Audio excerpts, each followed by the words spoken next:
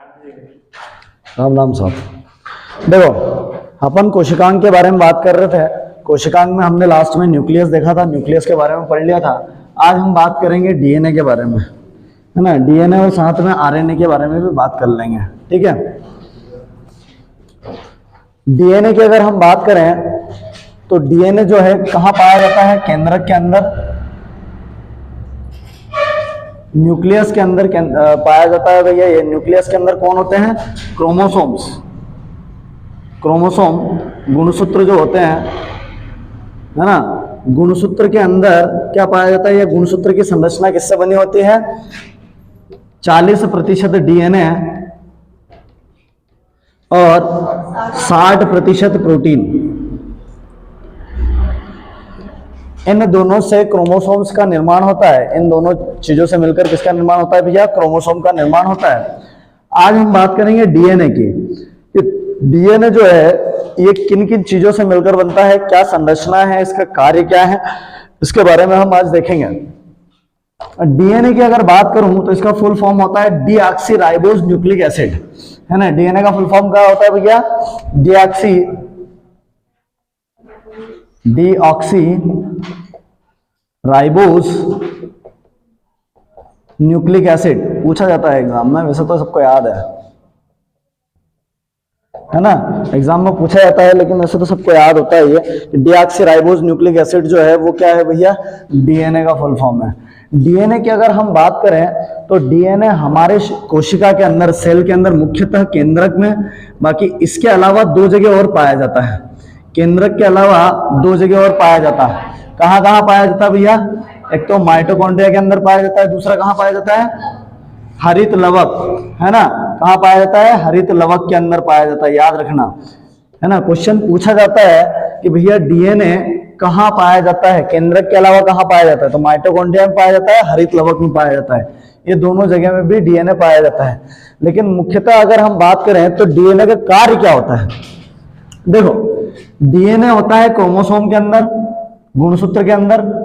और क्रोमोसोम का क्या कार्य होता है भैया? आनुवांशिक लक्षणों को, आनुवांशिक लक्षण मतलब एक पीढ़ी से दूसरी पीढ़ी में जो लक्षण गुण जाते हैं वो किसके कारण जाते हैं भैया? क्रोमोसोम्स के कारण जाते हैं। इन क्रोमोसोम्स में अगर हम बात करें तो जो ये लक्षण, आनुवांशिक लक्षण हो जाते हैं, ये होते हैं डीएनए के कारण। किसके कारण? डीएनए के कारण। किसके कारण होता है? डीएनए के कारण। अब आनुवांशिक लक्षण क्रोमोसोम, देखो इस प्रकार से क्रोमोसोम होता है।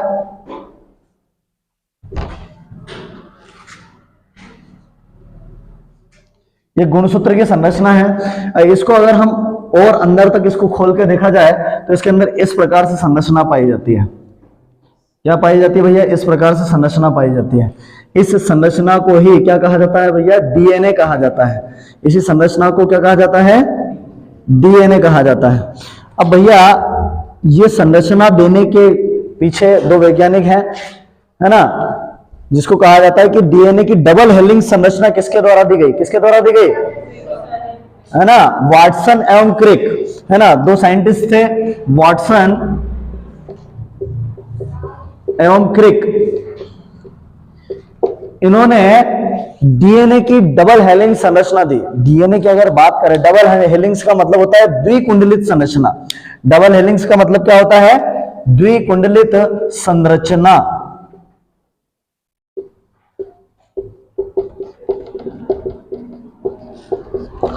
डबल हेलिक्स स्ट्रक्चर, है ना। तो ये जो संरचना दिख रही है आपको, ये क्या है? Double helix. एक हेलिक्स ये, एक कुंडली ये और एक कुंडली ये।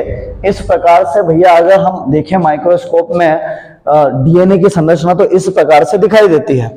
अब इसको डबल हेलिक्स संरचना कहते हैं या द्विकुंडलित संरचना कहते हैं। डीएनए की अगर हम बात करें तो डीएनए के अंदर क्या क्या होता है? डीएनए की अगर हम बात करें तो डीएनए के अंदर क्या क्या चीजें पाई जाती है? तो डीएनए की अगर बात करें तो इसके अंदर 3 चीज। कौन कौन सी 3 चीजें? या 3 चीजों से मिलकर बना होता है। यह देखते हैं एक एक करके हम भैया कि जो डीएनए है वो किन किन चीजों से मिलकर बनता है। यहाँ इतना समझ में आ गया, डीएनए डीऑक्सीराइबोज न्यूक्लिक एसिड कहाँ कहाँ पाया जाता है? तो केंद्रक में पाया जाता है, है ना, माइटोकॉन्ड्रिया में पाया जाता है, और हरित लवक क्लोरोप्लास्ट के अंदर पाया जाता है। किसके अंदर पाया जाता है भैया? क्लोरोप्लास्ट के अंदर पाया जाता है। और इसके कार्य क्या होता है? मेन अगर डीएनए के कार्य की हम बात करें तो माता पिता से अनुवांशिक लक्षणों को अपनी आने वाली पीढ़ी में पहुंचाने का कार्य डीएनए करता है। जैसे आप लोगों ने देखा होगा कि भैया बहुत सारे लोगों की आंखें जो होती है आइरिस ब्राउन होता है, तो उनकी संतान जो होती है उनका भी आइरिस जो होता है क्या होता है? ब्राउन होता है। कलर बहुत ज्यादा फेयर होता है तो संतान का कलर भी बहुत ज्यादा फेयर दिखेगा आपको, है ना। कई ऐसे गुण हैं, व्यवहार आपको दिखेगा, व्यवहार मैच करेंगे भैया माता पिता से बच्चों के, करते कि नहीं करते हैं, है ना। कि भैया कोई बहुत तेज पिताजी हैं तो उनकी संतान भी क्या होती है भैया? बहुत तेज होती है ना, मतलब चपल होती है जिसको बोलते हैं, मतलब बोलने चालने में, ये सब चीजों में। किसी के अब ऐसा भी देखा जाता है कि भैया किसी पीढ़ी में बाल गिरते हैं, अगर पिताजी के बाल गिरे तो उनके बेटे भी जल्दी गंजा होते जाते हैं, पीढ़ी दर पीढ़ी ऐसा देखा जाता है। आई बात समझ में आप लोगों को? तो जो अनुवांशिक लक्षण है वो किसके कारण होता है? वो डीएनए। अब देखो यहाँ डीएनए के कारण हो रहा है, क्रोमोसोम के कारण भी हो रहा है। सीधी सी बात है कि क्रोमोसोम के अंदर ही क्या है? डीएनए है। अनुवांशिक लक्षण की अगर हम बात करें तो अनुवांशिक लक्षण क्रोमोसोम के कारण भी तो परिवार, मतलब एक जगह से एक पीढ़ी से दूसरी पीढ़ी में जा रहे हैं कि नहीं जा रहे हैं? सीधी सी बात है भैया कि भैया क्रोमोसोम के अंदर ही तो डीएनए पाया जाएगा, क्रोमोसोम के अंदर ही तो क्या पाया जाएगा? डीएनए पाया जाएगा। क्यों भैया? कॉलेज अब तू भी कॉलेज आ जाएगा?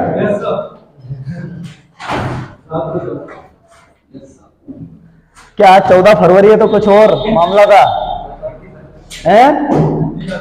कुछ और तो नहीं था अंकित? क्या पिक्चर? अच्छा बेटा, समझ रहा हूं मैं तेरा कॉलेज। चलो इतनी पिक्चर समझ में आई आप लोगों को। अगर हम बात करें कि डीएनए की संरचना कैसे होती है तो द्विकुंडलित संरचना होती है, डबल हेलिक्स स्ट्रक्चर होता है। ये डबल हेलिक्स स्ट्रक्चर के बारे में किसने बताया? तो भैया ये बताया था वाटसन एवं क्रिक, वैज्ञानिक थे वाटसन और क्रिक। इन्होंने डीएनए की डबल हेलिक्स संरचना दी थी। इन्होंने क्या दी थी भैया? डीएनए की डबल हेलिक्स संरचना। अब हम बात करते हैं भैया कि जो डीएनए है वो डीएनए किन किन चीजों से मिलकर बना होता है, क्या क्या चीजें इसके अंदर होती है। ठीक है, देखो भैया इसको कर दो रफ।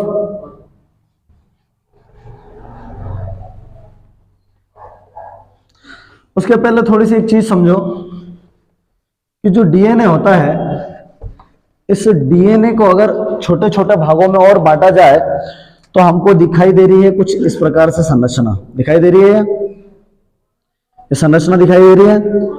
इन संरचना को कहा जाता है जीन। यहां से यहां तक की अगर हम बात करें तो इसे क्या कहा जाता है भैया? जीन कहते हैं इसको क्या कहते हैं? जीन कहते हैं। जीन की अगर हम बात करें तो ये आनुवांशिकता की सबसे छोटी इकाई है ना। सबसे छोटी इकाई कौन है भैया? जीन की सारी जो इंफॉर्मेशन, मतलब सीधी सी बात है कि क्रोमोसोम के अंदर डीएनए, क्रोमोसोम डीएनए से मिलकर बना है।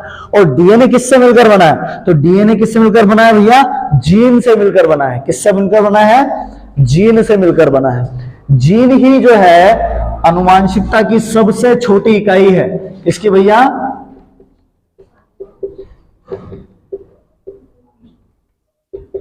आनुवांशिकता की सबसे छोटी इकाई। क्वेश्चन पूछा जाता है, यूनिट ऑफ जेनेटिक्स, है ना, सबसे छोटी इकाई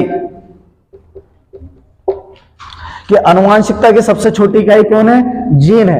एक जीन के अंदर ही सारी की सारी इंफॉर्मेशन होती है भैया कि वो, जैसे मान लो कि इंसान है तो इंसान के ही बच्चे को जन्म देगा, है ना।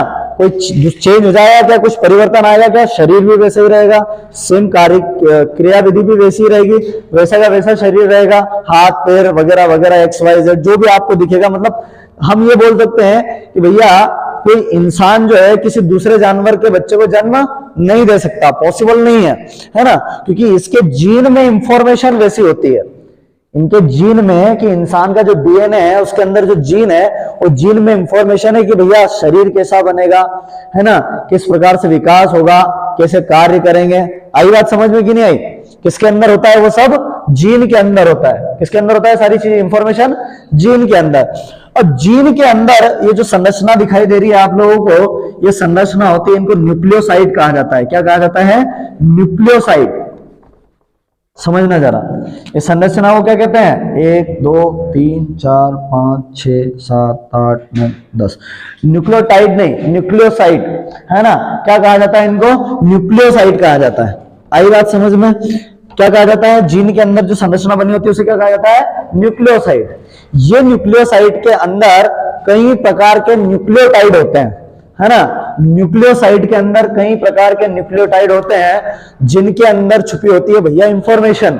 इंफॉर्मेशन मतलब कि भैया क्या क्या गुण आने वाली पीढ़ी या अगली पीढ़ी में क्या गुण होंगे, किस प्रकार से शारीरिकी होगी, वो सब किसके अंदर होता है? जीन के न्यूक्लियोसाइड के अंदर। आई बात समझ में? क्लियर हुआ? इतनी पिक्चर समझ में आई कि नहीं आई? कि भैया अब देखो यहाँ सबसे छोटी इकाई जीन, ये भी अनुवांशिकता को, अनुवांशिक गुणों का वहन करता है भैया एक पीढ़ी से दूसरी पीढ़ी में। तो जीन के आगे डीएनए, जीन से मिलकर क्या बना भैया? डीएनए बना। तो डीएनए भी अनुवांशिक लक्षणों का क्या करता है भैया? परिवहन करता है। और डीएनए से मिलकर क्या बना भैया? क्रोमोसोम, गुणसूत्र। तो वो भी क्या करते हैं भैया? अनुवांशिक लक्षणों के को परिवहन करते हैं, या क्या करते हैं भैया? अगली पीढ़ी के लिए अनुवांशिक लक्षणों के लिए उत्तरदायी होते हैं। आई पिक्चर समझ? तीनों चीजें हैं, तीनों चीजें हैं। तो क्वेश्चन अगर पूछा जाए कि भैया अनुवांशिकता की सबसे छोटी इकाई कौन सी है, तो जीन है। इससे छोटा फिर कुछ नहीं होता संरचना में। न्यूक्लियोटाइड है ना, न्यूक्लियोसाइड। अभी देखेंगे सारी चीजें अपन, आगे बात समझ में। अब देखो, अगर हम डीएनए की बात करें तो डीएनए एक न्यूक्लियोटाइड का बहुलक है, पॉलीमर ऑफ न्यूक्लियोटाइड। याद रखना, डीएनए की जो संरचना है एक पॉलीमर संरचना है ना। न्यूक्लियोटाइड का बहुलक मतलब बहुत सारे न्यूक्लियोटाइड मिलकर डीएनए का निर्माण करते हैं। इसका मतलब क्या होता है भैया? कई सारे न्यूक्लियोटाइड मिलकर डीएनए का निर्माण कर सकते हैं, या हम ये भी बोल सकते हैं कि कई सारे डीएनए मिलकर, सॉरी, न्यूक्लियोटाइड मिलकर जीन का निर्माण करते हैं। और फिर जीन किसका निर्माण करता है भैया? डीएनए का निर्माण करता है। आई पिक्चर समझ में कि नहीं आई? या एक पॉली, क्या बोलते हैं उसको? हाँ, डीएनए जो है एक न्यूक्लियोटाइड का पॉलीमर है। आई बात समझ में? बहुलक, न्यूक्लियोटाइड का बहुलक है। लिखो, इस लाइन को लिख लो।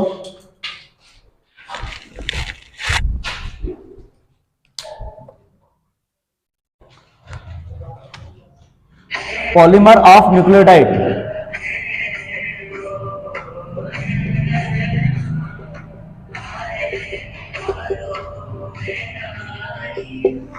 डीएनए क्या है भैया? Polymer of nucleotide. आई पिक्चर समझ में? मतलब कई सारे न्यूक्लियोटाइड से मिलकर किसका निर्माण हुआ है भैया? जीन का। और जीन से फिर किसका निर्माण हुआ है? डीएनए का निर्माण हुआ है। इतनी पिक्चर समझ में आई आप लोगों को? किसी को कोई दिक्कत है भैया किसी भी प्रकार की? लिखो, न्यूक्लियोटाइड एक कार्बनिक अणु है। ये क्या होता है भैया? एक प्रकार के कार्बनिक अणु होते हैं। ये क्या होते हैं भैया? कार्बनिक अणु होते हैं। छोटे छोटे अणु होते हैं, वो क्या कहलाते हैं भैया? न्यूक्लियोटाइड कहलाते हैं। और न्यूक्लियोटाइड से मिलकर किसकी संरचना बनती है भैया? डीएनए की संरचना बनती है। ये नई चीज है, याद रखना। इसको एग्जाम में क्वेश्चन पूछा जा सकता है। आगे बात समझ में? किसी को कोई दिक्कत किसी भी प्रकार की? अब देखो, अगर हम बात करें तो कभी कभी क्वेश्चन पूछा जाता है कि भैया जो जीन होता है, जीन, एक जीन की अगर हम बात करें तो एक जीन का व्यास जो होता है या इसकी लंबाई जो होती है, इसके बीच की जो गैप होती है, वो 34 एंगस्ट्रॉम की होती है। कितनी होती है भैया? 34 एंगस्ट्रॉम। याद रखना, कितने एंगस्ट्रॉम होती है? 34 एंगस्ट्रॉम। इसकी व्यास बोलेंगे हम, डायमीटर ऑफ जीन। अगर हम जीन के व्यास की अगर हम बात करें या एक कुंडली की बात करें, है ना, डीएनए की एक कुंडली की अगर हम बात करें तो इसकी कितनी दूरी होती है भैया? इसके अंदर इसका व्यास क्या होता है? या एक हेलिक्स, ये एक हेलिक्स है, ठीक है। हेलिक्स की अगर हम बात करें तो 34 एंगस्ट्रॉम। कितनी होती है भैया? 34 एंगस्ट्रॉम की। याद रखना, ये कितनी होती है? 34 एंगस्ट्रॉम। क्लियर? आगे बात समझ में? अब इसी के अंदर अगर हम बात करें तो न्यूक्लियोटाइड, एक जीन के अंदर न्यूक्लियोटाइड की 10 लेयर होती है। कितनी लेयर होती है? 1 2 3 4 5 6 7 8 9 10 लेयर। तो जो 2 न्यूक्लियोटाइड की लेयर होती है उनकी दूरी कितनी हो जाएगी? 3.4 एंगस्ट्रॉम हो जाएगी। 2 न्यूक्लियोटाइड के बीच की दूरी कितनी हो जाएगी? न्यूक्लियोटाइड लेयर के बीच की दूरी कितनी हो जाएगी? 34 एंगस्ट्रॉम। कितनी हो जाएगी? 34 एंगस्ट्रॉम हो जाएगी। ठीक है, नहीं आया समझ में? अरे आया कि नहीं समझ में? इतना आ गया? अब देखो भैया आगे बढ़ते हैं हम, किन किन चीजों से मिलकर बनता है ना? किन किन चीजों से मिलकर बनता है? बेटा क्लास ले रहा हूं मैं, अभी लगाता हूं, क्लास ले रहा हूं मैं, लगाता हूं।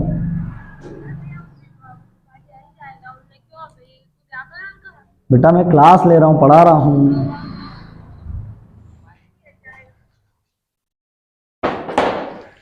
चलो इतनी पिक्चर समझ में आई। अब देखते हैं भैया हम आगे हैं। समझ में आ गया ना? क्या हो गया भैया, हंस क्यों रहे हो? है? अरे भाभी थोड़ी थी, सिस्टर थी मेरी। मेरी सिस्टर थी, शादी है ना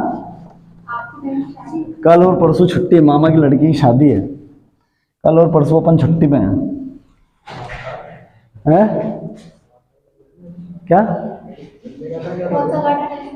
गार्डन नहीं है भैया, गांव पे कलमा आ जाना, कलमा।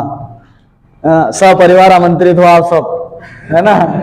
और जो वीडियो देखने वाले हैं वो भी भैया कलमा 15 और 16 को सपरिवार आमंत्रित है आप सब लोग। ठीक है, आगे बात समझ में? वो शादी है मामा की लड़की की, तो लहंगा वगैरह वो रूम पे ला के रखा, तो वो देना था, पहुंचाना था, इसलिए फोन आया हो। ठीक है, अब बात करेंगे आगे, समझो जरा। अगर हम डीएनए की बात करें तो डीएनए 3 चीजों से मिलकर बना है। डीएनए 3 चीजों कौन कौन सी? सबसे पहले अगर हम बात करें तो नाइट्रोजन क्षार, याद रखना, नाइट्रोजन बेस या क्षार बोलते हैं इसको, है ना? नाइट्रोजन क्षार। देखो इसको इस प्रकार से याद रखना, ऐसे याद नहीं होगा आप लोगों को, ऐसे याद रखना। डीएनए जो होते हैं इनके अंदर क्या होता है? न्यूक्लियोटाइड होता है, न्यूक्लियोसाइड। क्या होते हैं भैया इनके अंदर? न्यूक्लियोसाइड होते हैं। न्यूक्लियोसाइड की अगर हम बात करें तो इनके अंदर एक तरफ होता है न्यूक्लियोटाइड, याद रखने में आसानी होगी, और एक होता है फास्फोरिक अम्ल। याद रखना, ये एग्जाम में पूछा जाता है ना? न्यूक्लियोटाइड, डीएनए की अगर बात करें तो डीएनए की जो संरचना होती है इसके अंदर कौन कौन सी चीजें होती है? न्यूक्लियोसाइड, न्यूक्लियोसाइड में होते हैं न्यूक्लियोटाइड और फास्फोरिक अम्ल। फास्फोरिक अम्ल याद रखना है, इसका फॉर्मूला H3PO4। H3PO4। ये किसकी संरचना बता रहा हूं मैं आपको? डीएनए की संरचना बता रहा हूं। ठीक है, कि डीएनए के अंदर न्यूक्लियोसाइड्स होते हैं और न्यूक्लियोसाइड के अंदर फिर न्यूक्लियोटाइड होते हैं, और क्या होता है? फास्फोरिक अम्ल होता है, H3PO4। ये किस अम्ल का सूत्र है? Phosphoric acid. ठीक है, याद रखना, क्वेश्चन पूछा जाता है, फास्फोरिक अम्ल पूछा जाता है। अब फास्फोरिक अम्ल के बाद को ये हो गया भैया, न्यूक्लियोटाइड के अंदर 2 चीज होती है, एक होती है शर्करा, शुगर, है ना? और दूसरी तरफ होता है नाइट्रोजन बेस। क्या होता है भैया? Nitrogen base. पिक्चर समझ में आ रही कि नहीं आ रही है? नहीं आ रही है? समझो जरा, ये डीएनए है। डीएनए किन किन चीजों से मिलकर बना है? क्या संरचना है इसके अंदर? किसके अंदर क्या होता है? तो डीएनए के अंदर होते हैं न्यूक्लियोसाइड्स। क्या होते हैं? कई न्यूक्लियोसाइड से मिलकर बना है ये। ठीक है, आई बात समझ में? अब न्यूक्लियोसाइड्स के अंदर न्यूक्लियोटाइड होते हैं और होता है फास्फोरिक अम्ल। फास्फोरिक अम्ल क्या हो गया भैया? H3PO4। 4 ये फास्फोरिक अम्ल होता है। इसके बारे में भी लाइन भी फैक्ट भी लिखवा दूंगा आप लोगों को अलग से, है ना, जैसे मैं अभी लिख रहा था ना उस वहां पे उसके जैसा। अब यहाँ संरचना, अब फास्फोरिक अम्ल हो गया, इसको एक तरफ करो भैया। और क्या है, न्यूक्लियोटाइड। इन न्यूक्लियोटाइड के अंदर दो चीजें होती हैं। कौन कौन सी दो चीजें? एक शर्करा। तो अगर हम डीएनए की बात करें तो इसके अंदर डीऑक्सी राइबोज शुगर पाई जाती है। इसके अंदर क्या पाया जाता है? डीऑक्सी राइबोज शुगर या शर्करा, ठीक है, डीऑक्सी राइबोज शुगर। और नाइट्रोजन बेस की अगर मैं बात करूं तो इसके अंदर दो चीजें होती है। नाइट्रोजन बेस के अंदर क्या होता है भैया? एक होता है प्यूरिन और एक तरफ होता है पायरेडिमिन या पिरेडिमिन, कुछ भी बोल सकते हैं हम, ठीक है। नाइट्रोजन बेस के अंदर दो चीजें होती है, प्यूरिन और पायरेडिमिन या पिरिडिमिन।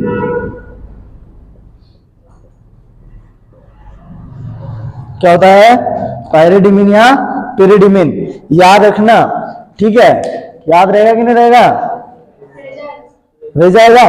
देखो मेन तीन चीजें जो मैं आप लोगों को बता रहा था कि किन कौन कौन सी तीन चीजों से मिलकर बना है, तो वो तीन चीजें हैं। एक तो नाइट्रोजन बेस, दूसरा है शर्करा और तीसरा है ये फास्फोरिक अम्ल। नहीं समझ में आया? जो मैंने बोला है कि डीएनए जो होता है वो तीन चीजों से मिलकर बना है। कौन कौन सी तीन चीजें? तो भैया एक होता है नाइट्रोजन बेस, एक होता है शर्करा और एक होता है फास्फोरिक अम्ल। अब ये क्या है? तो ये न्यूक्लियोटाइड जो है ये शर्करा और नाइट्रोजन बेस को ही मिलाकर न्यूक्लियोटाइड बनता है भैया। आई बात समझ में? अरे आया कि नहीं समझ में? इसके अंदर अलग अलग चीजें होती है, जैसे प्यूरिन और पायरेडिमिन के अंदर अलग अलग न्यूक्लियोटाइड्स होते हैं। प्यूरिन के अंदर होता है, यहां होता है एड्रीनिन। कौन होता है भैया? एड्रीनिन।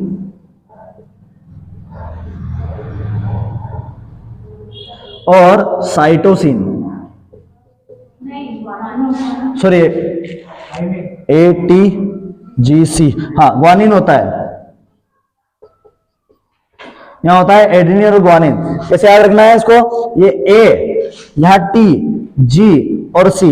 एड्रीनिन, ये एड्रीनिन और इधर थाइमिन, ऐसे क्रॉस में याद रखना है ATGC। कैसे याद रखोगे? ATGC, एड्रीनिन, थाइमिन, ग्वानिन और साइटोसिन। लेकिन यहां अगर पूछा जाए कि भैया प्यूरिन बेस के अंदर कौन कौन से न्यूक्लियोटाइड होते हैं, तो कौन होते हैं भैया? एड्रीनिन और ग्वानिन। इधर पिरिडिमिन के अंदर कौन कौन से होते हैं? तो थाइमिन और साइटोसिन। आई पिक्चर समझ में? अरे आया कि नहीं आया?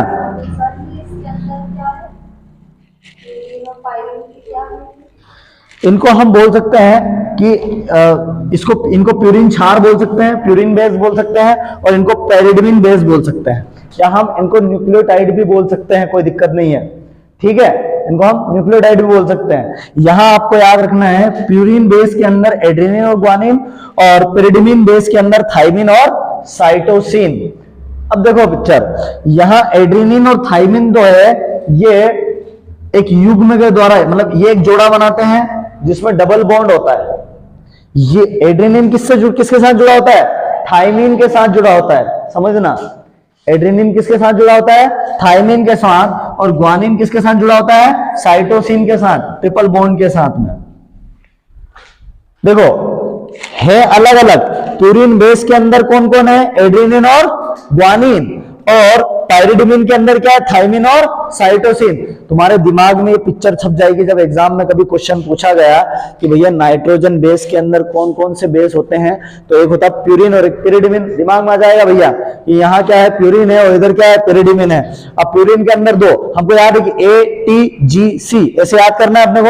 इधर ATGC, तो ऐसे एड्रीनिन, इधर थाइमिन, इधर ग्वानिन और साइटोसिन। तो एड्रीनिन और ग्वानिन किसके अंदर? प्यूरिन के अंदर।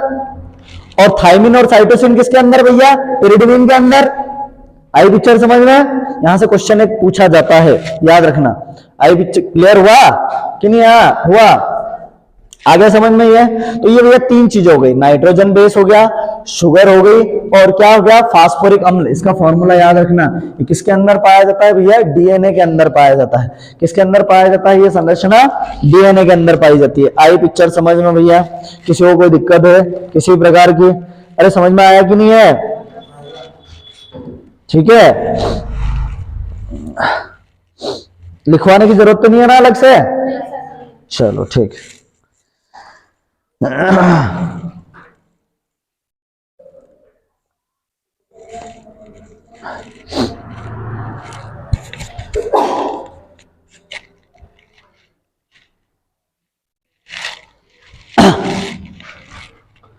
चलो आगे बढ़ते हैं भैया। इतनी चीजें अगर आपने समझ ली हो, यहां से 3-4 क्वेश्चन अलग अलग निकल के आते हैं भैया। क्या क्या क्वेश्चन निकल के आते हैं? क्वेश्चन निकल के आता है भैया कि डीएनए जो है, सबसे पहले डीएनए कहाँ पाया जाता है, तो 3 जगह पाया जाता है। कौन कौन सी 3 जगह भैया? एक तो हाँ केंद्रक, या केंद्रक के अंदर क्रोमोसोम होते तो क्रोमोसोम केंद्रक बोला जाएगा सीधा सीधा। फिर पाया जाता है माइटोकॉन्ड्रिया, और तीसरा कहाँ पाया जाता है भैया, क्लोरोप्लास्ट के अंदर, हरित लवक के अंदर। ये 3 जगह डीएनए पाया जाता है। क्वेश्चन पूछा जाता है, कई बार पूछा गया क्वेश्चन है, ठीक है। उसके बाद में डीएनए डीऑक्सीराइबोज शुगर, इसका काम क्या होता है, तो अनुवांशिक लक्षणों का परिवहन करना होता है, या अगली पीढ़ी में अनुवांशिक लक्षणों को पहुंचाने का इसका कार्य होता है। फिर भैया ये जो होती है, इसके अंदर क्या चीज होती है, तो ये डीएनए की अगर बात करें तो इसके अंदर जीन, ये द्विकुंडली डबल हेलिक्स स्ट्रक्चर है, जो वाटसन और क्रिक के द्वारा दिया गया था। किसके द्वारा दिया गया था भैया? वैज्ञानिक है वाटसन और क्रिक ने इसके सिद्धांत दिया था, या द्विकुंडली संरचना दी थी, डबल हेलिक्स स्ट्रक्चर दिया था डीएनए का, है ना, वाटसन और क्रिक के द्वारा। अब उसके अंदर हमने देखा कि भैया ये एक डबल हेलिक्स जो संरचना है, संरचना के अंदर जो एक स्ट्रक्चर, एक हेलिक्स जो है, उसे क्या कहा जाता है, जीन कहा जाता है। उसे क्या कहा जाता है भैया? जीन कहा जाता है। और जीन की अगर बात करें तो ये सबसे छोटी इकाई, किसकी सबसे छोटी इकाई भैया, है ना, अनुवांशिक लक्षणों, जेनेटिक्स गुणों की या जेनेटिक्स की सबसे छोटी इकाई कौन सी है भैया? जीन है। कि जीन ये है जिसके कारण भैया क्या होता है, परिवहन होता है अनुवांशिक लक्षणों का। आई बात समझ में? क्लियर हुआ? उसके बाद में हम आए भैया डीएनए की संरचना पे अंदर। तो डीएनए जो है एक न्यूक्लियोटाइड का पॉलीमर है। क्या है भैया? ये एक बहुलक है न्यूक्लियोटाइड्स का, है ना। अब न्यूक्लियोटाइड की बात करें तो डीएनए के अंदर होती है न्यूक्लियोसाइड्स, और न्यूक्लियोसाइड्स के अंदर 2 चीजें होती है, न्यूक्लियोटाइड और फास्फोरिक अम्ल। फास्फोरिक अम्ल जो है उसका फॉर्मूला क्या है, H3PO4। तो डीएनए में कौन सा एसिड पाया जाता है? ये क्वेश्चन पूछा जा सकता है भैया कि डीएनए के अंदर कौन सा क्या पाया जाता है। और तो भैया शर्करा पाई जाती है, और यहीं पे क्या पाया जाता है, नाइट्रोजन बेस या क्षार, इसी को कहा जाता है, ठीक है। नाइट्रोजन बेस या क्षार पाया जाता है। अब नाइट्रोजन बेस जो होता है ये 2 क्षार, 2 बेस से मिलकर बना होता है। एक होता है प्यूरिन और एक होता है पिरिडिमिन। तो इधर प्यूरिन हो गया भैया, इधर पिरिडिमिन हो गया, नहीं सॉरी, इधर यूं देखने में इधर प्यूरिन और इधर पिरिडिमिन है ना। तो प्यूरिन तुम्हारे इधर हिसाब से इधर प्यूरिन है ना, इधर प्यूरिन, और क्या इधर क्या हो गया, पिरिडिमिन हो गया। प्यूरिन के अंदर क्या होता है, एडेनिन और ग्वानिन होता है, क्योंकि ATGC अपने को याद है, एडेनिन, थाइमिन, ग्वानिन और साइटोसिन। तो प्यूरिन के अंदर कौन सा, एडेनिन और ग्वानिन, और पेरिडिमिन के अंदर कौन सा, थाइमिन और साइटोसिन। आई पिक्चर समझ में? किसी को कोई दिक्कत है भैया किसी प्रकार की? समझ में आ गया? चलो बढ़िया।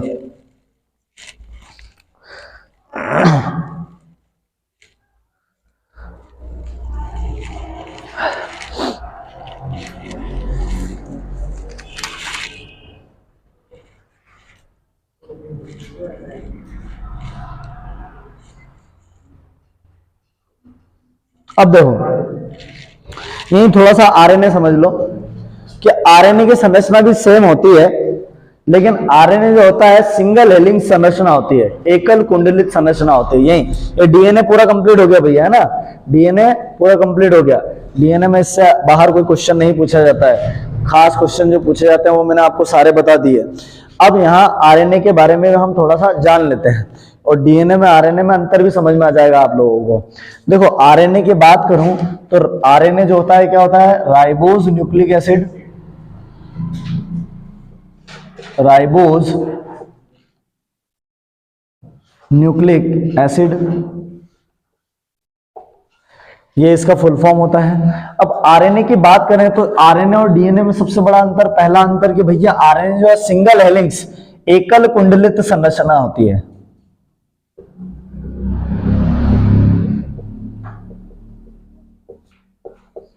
ना, सिंगल हेलिक्स स्ट्रक्चर होता है भैया। ये क्या होता है कि जिस प्रकार से डीएनए में हमने देखा कि डीएनए इस प्रकार से होता है, क्या इस प्रकार से होता है, तो आरएनए केवल ऐसे ही होता है भैया। आरएनए में केवल क्या होती है, सिंगल हेलिक्स संरचना होती है। यह आरएनए होता है, ये क्या होता है, आरएनए की संरचना होती है। आई बात समझ में। आरएनए की अगर बात करें तो आरएनए के अंदर भी सारी यही चीजें होती हैं, केवल और केवल यहाँ शर्करा जो होती है, डीऑक्सीराइबोज शुगर नहीं होती, वहां केवल राइबोज शुगर होती है। क्या होती है, केवल और केवल आरएनए के अंदर क्या होती है, राइबोज शुगर, जो 5 कार्बन शुगर के बॉन्ड से बनी होती है। या ऐसे याद रखना कि 5 कार्बन शुगर होती है। ये राइबोज जो होती है क्या होती है, 5 कार्बन शुगर होती है। अभी इनका स्ट्रक्चर बना के नहीं देखेंगे अपन, है ना, कोई मतलब नहीं है उसका। शुगर कैसी होती है भैया, 5 कार्बन शुगर होती है। कौन सी शुगर होती है, राइबोज शुगर होती है इसके अंदर। ये आरएनए और डीएनए में अंतर बता रहा हूं कि क्या क्या अंतर होता है। बाकी सेम एज इट इज ऐसा होता है। उसके अंदर भी नाइट्रोजन बेस होता है, आरएनए के अंदर भी पिरिडिमिन होता है भैया। लेकिन सबसे बड़ा मेजर डिफरेंस क्वेश्चन पूछा जाता है कि आरएनए डीएनए में अंतर क्या है, तो सबसे बड़ा मेजर डिफरेंस है भैया कि यहां पिरिडिमिन के अंदर जो थाइमीन जो बेस है या न्यूक्लियोटाइड है, उसकी जगह यहां पे क्या होता है, यूरेसिल होता है। आरएनए में क्या होता है, थाइमीन की जगह यूरेसिल होता है। Same as it is structure होता है आरएनए का। सब सब सब सब यही पाया जाएगा। लेकिन फास्फोरिक एसिड का अगर पूछा जाए तो क्या बताओगे, डीएनए बताओगे, है ना। ये डीएनए में कौन सा अम्ल पाया जाता है, तो ये अम्ल पाया जाता है ना। आरएनए से एसिड का नहीं पूछा जाता। आई पिक्चर समझ में, अरे आया कि नहीं। एक मेजर डिफरेंस में भैया क्या क्या अंतर है कि भैया डीएनए में शर्करा कौन सी पाई जाएगी, डीऑक्सीराइबोज शुगर पाई जाएगी। आरएनए में कौन सी पाई जाएगी भैया, राइबोज शुगर पाई जाएगी। फिर डीएनए में बेस एडेनिन, ग्वानिन, थाइमिन और साइटोसिन होते हैं। इसमें आरएनए में बेस कौन से होंगे भैया, एड्रेनिन, है ना, यूरेसिल, ग्वानिन और साइटोसिन। इसके अंदर थाइमिन नहीं पाया जाएगा। इसके अंदर क्या नहीं होगा भैया, थाइमिन नहीं होगा, ठीक है। थाइमिन की जगह यूरेसिल होगा। डीएनए केंद्रक में पाया जाता है, लेकिन आरएनए मुख्य रूप से साइटोप्लाज्म, मतलब अगर हम आरएनए की बात करें तो आरएनए कोशिका द्रव्य में बिखरा हुआ होता है। आरएनए कहां होता है, कोशिका द्रव्य में। राइबोसोम का भी पूछा जाए ना, तो राइबोसोम भी एंडोप्लाज्मिक रेटिकुलम के ऊपर इसके अंदर ही होते हैं। किसके अंदर, अब वो राइबोसोम कई जगह पाए जाते हैं। राइबोसोम जीव द्रव्य या मतलब कोशिका द्रव्य में, साइटोप्लाज्म में भी बिखरे हुए होते हैं। साथ ही साथ डीएनए के अंदर, डीएनए क्या, माइटोकॉन्ड्रिया के अंदर भी राइबोसोम होते हैं। एंडोप्लाज्मिक रेटिकुलम के ऊपर भी राइबोसोम के कण होते हैं। याद रखना, राइबोसोम कई जगह पाया जाता है। अब जहां राइबोसोम पाया जाएगा वहां क्या पाया जाएगा, आरएनए पाया जाएगा। तो मुख्यतः अगर पूछा जाए कि आरएनए कहां पाया जाता है, तो आरएनए कहां पाया जाता है भैया, साइटोप्लाज्म, कोशिका द्रव्य के अंदर। समझ में आया डीएनए और आरएनए में अंतर। अरे डीएनए आरएनए में अंतर समझ में आया कि नहीं, क्या क्या है भैया। आरएनए की अगर हम बात करें तो आरएनए के अंदर क्या क्या है, आरएनए राइबोज न्यूक्लिक एसिड, शर्करा राइबोज शुगर होती है इसके अंदर। इसके बेस के अंदर नाइट्रोजन क्षार के, नाइट्रोजन बेस के अंदर जो बेस पाए जाते हैं उनमें थाइमीन नहीं होता। थाइमीन की जगह क्या होता है, यूरेसिल होता है। अब आरएनए की अगर बात करूं तो आरएनए डीएनए जैसी संरचना तो है आरएनए की, लेकिन यह आनुवांशिक लक्षणों का परिवहन नहीं करता। आरएनए क्या नहीं करता भैया, आनुवांशिक लक्षणों का परिवहन नहीं करता। किंतु वायरस जो होते हैं, वायरस, उनके अंदर डीएनए नहीं पाया जाता, तो उनमें आनुवांशिक लक्षणों का परिवहन आरएनए के थ्रू होता है। याद रखना ये लाइन, वायरस के अंदर भैया सीधी सी बात है कि वायरस जो होते हैं उनके अंदर क्या नहीं पाया जाता, डीएनए नहीं पाया जाता। तो उनमें आनुवांशिक लक्षणों का परिवहन कौन करेगा भैया, वो करता है आरएनए। आई बात समझ में? जो वायरस होते हैं इनके अंदर क्या करते हैं भैया, आरएनए का। अब वायरस सारे हो गए भैया, वायरस तो सारे आ जाएंगे, टीएमवी वायरस, फलाना वायरस, झिमका वायरस, ये पर एक्स वाई जेड जो भी वायरस होता है उनके अंदर डीएनए नहीं पाया जाता। उनके अंदर डीएनए की तरह जो अनुवांशिक लक्षणों के परिवहन का कार्य करता है वो कौन करता है? आरएनए करता है। वो कौन करता है? आरएनए करता है। आई बात समझ में? क्लियर हुआ कि नहीं हुआ? चीजें समझ में आई? किसी कोई दिक्कत? अब देखो थोड़ा आरएनए के बारे में समझो। आरएनए की ये डीएनए पूरा कंप्लीट हो गया, समझ में आ गया अच्छे से? क्या भैया समझ में आ गया अच्छे से? कोई दिक्कत तो नहीं है? कर दो ना।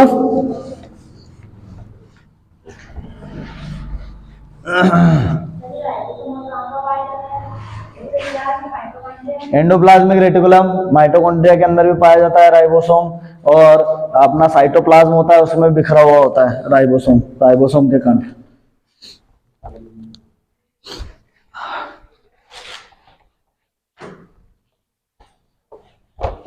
आरएनए के कार्य की अगर हम देखो, डीएनए का कार्य जो होता है अनुवांशिक लक्षणों को क्या करना भैया? परिवहन करना। आरएनए का कार्य क्या होता है? क्या होता है आरएनए का कार्य? मुख्य कार्य क्या है आरएनए का, बताओ?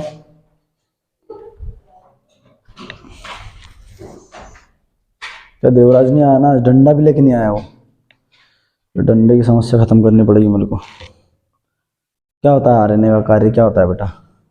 केवल कार्य बता दे मेरे को।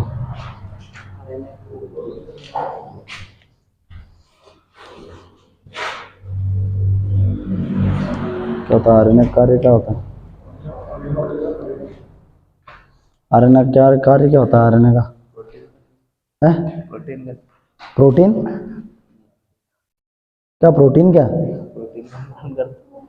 प्रोटीन का आरएनए कार्य क्या है? पता नहीं, वायरस का बनता। तो वायरस हमारे अंदर आरएनए क्या करता है?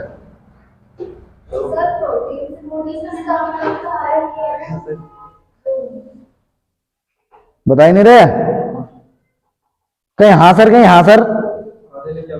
आरएनए क्या करता है ये बताया, क्या काम है आरएनए का? क्या काम है आरएनए का? हमारे शरीर के अंदर जो मतलब वो वायरस आता नहीं, तो क्या काम है आरएनए का? सर आरआरएनए का ध्यान रखता है।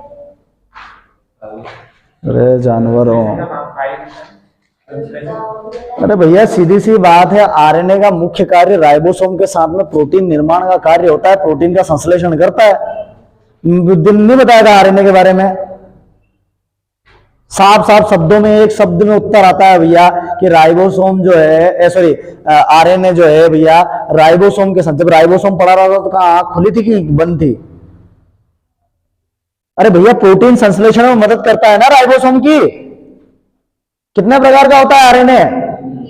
3 प्रकार का आरएनए होता है भैया, एम आरएनए, टी आरएनए और आर आरएनए। होता है कि नहीं होता है? दिन भर चले में ढाई कोस, सुनी कहावत कि नहीं सुनी है? दिन भर चले ढाई कोस का कहावत सुनी कि नहीं? सृष्टि नहीं सुनी? नया हल कर दिया। बड़ा बूढ़े लोगों के साथ में बैठा करो, अच्छी अच्छी चीजें सीखने को मिलेगी। बैठी कभी तो दादी जी के साथ में बहुत बार बैठी होगी, कैसे बैठी होगी?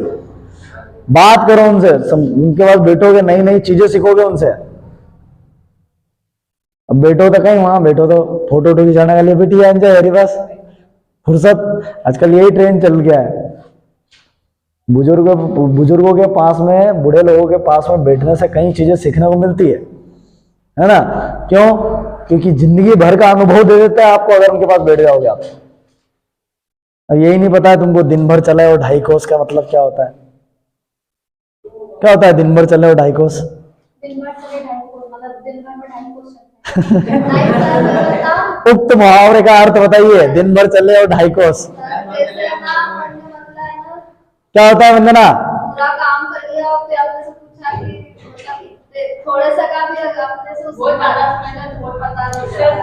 बहुत ज्यादा समय में कार्य बिल्कुल बहुत कम हुआ, वो ये मुहावरे का अर्थ होता है। वो शाब्दिक अर्थ में समझा नहीं पा रहा हूं आप लोगों को। कि भैया पढ़ पूरा लिया ना, याद कुछ भी नहीं है। रामायण खत्म होगी, राम को पता नहीं रावण को।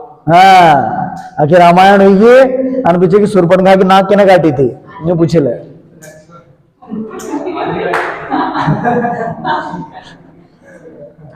केना काटी थी आज? अच्छा, वैलेंटाइन डे का दिन, प्रपोज डे का दिन काटी थी वो तो, सुरपनखा की नाक को। क्या यार तुम लोग है ना, तुम लोग इच्छा मार देते हो पढ़ाने के, पता है। RNA, ribose nucleic acid. RNA का फुल फॉर्म क्या होता है? Ribose nucleic acid. आरएनए की बात करें तो आरएनए का कार्य होता है प्रोटीन संश्लेषण में मदद करता, या प्रोटीन के निर्माण में मदद करना।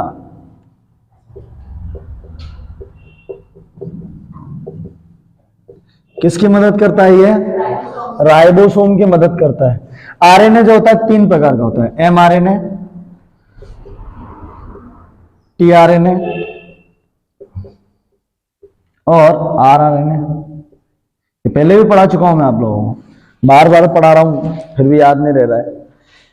मैसेंजर आरएनए जो होता है, ये प्रोटीन के जो अणु होते हैं, अमीनो अम्ल, वो अमीनो अम्ल को पहचान करने का कार्य करता है। अमीनो एसिड्स, प्रोटीन की अगर बात करें तो मैंने आपको ये भी बताया था कि प्रोटीन का जो एक अणु है वो 20 अमीनो एसिड से मिलकर बनता है। किससे? 20 अमीनो अम्लों से मिलकर बनता है। कितने आवश्यक होते हैं इसके अंदर? 9 आवश्यक और 11 अनावश्यक अमीनो अम्ल होते हैं। अनावश्यक का मतलब ये नहीं होता कि भैया वो यूज नहीं किया जाता प्रोटीन के निर्माण में। इसका मतलब ये कि वो 11 अमीनो अम्ल हमारा शरीर खुद सिक्रीजन कर लेता है, और 9 अमीनो एसिड्स जो हैं वो भैया हमको शरीर भोजन के द्वारा हमारे शरीर को क्या मिलता है भैया? ग्रहण करता है। हम जो भोजन करते हैं उसमें हमको 9 अमीनो एसिड्स मिलते हैं, और वो अमीनो एसिड्स को भैया एमआरएनए पहचान करने का काम करता है। फिर वही अमीनो एसिड्स को टीआरएनए जो है, राइबो, जहां प्रोटीन का संश्लेषण होना है जिस स्थान पर, उस जगह पर ले जाता है भैया ट्रांसफर आरएनए। क्या बोलते हैं इसको? Transfer RNA. और फिर वहां ले जाकर कच्चा माल ले जाया जाता है। मैंने पूरा डिटेल में बताया था आपको, बताया था कि नहीं बताया था? फिर वो क्या करते हैं भैया, वहां जिस जगह पे प्रोटीन का संश्लेषण, मतलब सीधी सी बात राइबोसोम में, वहां राइबोसोमल आरएनए, आरआरएनए जो होता है वो किसका निर्माण करता है? प्रोटीन बनाने में उस राइबोसोम की मदद करता है। यही कार्य होता है आरएनए का। और आरएनए के और एक्स्ट्रा काम की अगर बात करूं तो जो वायरस होते हैं, वायरस के अंदर अनुवांशिक लक्षणों के लिए उत्तरदायी होता है आरएनए। आई पिक्चर समझ में आप लोगों को? आया कि नहीं आया?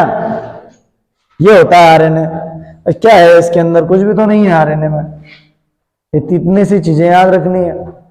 बाकी अभी जो बताया आपको मैंने कि भैया आरएनए में क्या क्या पाया जाता है, वही के वही सेम स्ट्रक्चर होता है डीएनए और आरएनए का। वो डबल हेलिंग्स होता है, ये सिंगल हेलिंग्स होता है आरएनए। आरएनए का काम जो होता है वो राइबोसोम की, इसको बोलते हैं राइबोसोमल आरएनए, राइबोसोमल आरएनए।